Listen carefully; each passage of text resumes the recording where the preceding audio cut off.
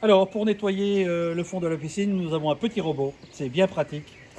C'est pas compliqué. Il suffit de le mettre dans l'eau et de le mettre en marche et il va faire le travail tout seul. On vérifie quand même que le petit panier de nettoyage soit bien propre. On le retire. Hop, deux petits clips en dessous. La poche de filtration est ici. Quand le robot aura fini son travail, c'est cette poche-là qu'il faudra nettoyer en le retournant avec un petit coup de jet. Dans l'immédiat, on le remet à l'intérieur. On remet le petit couvercle. Alors attention, malheureusement, on l'a cassé ici.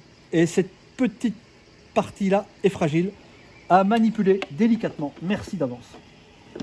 Voilà, et on le rabat ici. C'est clipsé. On peut le mettre dans l'eau.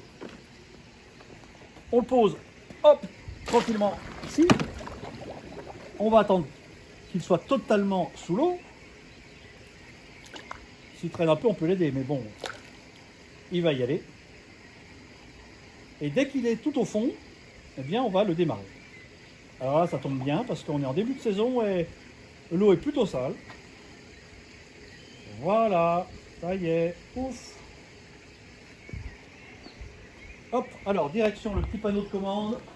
Ici, on le branche. On a tout de suite les petites commandes rouges qui sont allumées, c'est extrêmement simple.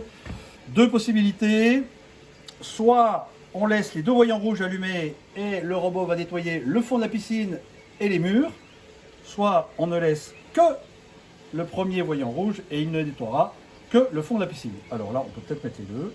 Et là, hop, start.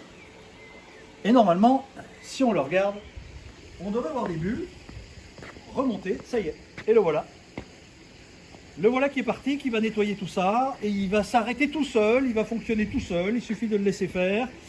Une fois qu'il s'arrête, on le retirera délicatement par le fil, ici, mais alors surtout délicatement.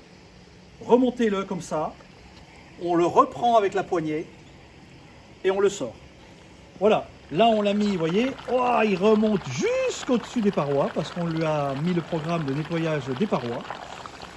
Et donc il va continuer son petit tour tranquillement. Alors le mieux quand le robot tourne, c'est peut-être de ne pas se baigner pour le laisser travailler tranquillement. Voilà, donc une fois que vous n'êtes plus dans l'eau, eh bien c'est le bon moment pour le faire tourner un petit coup. Voilà.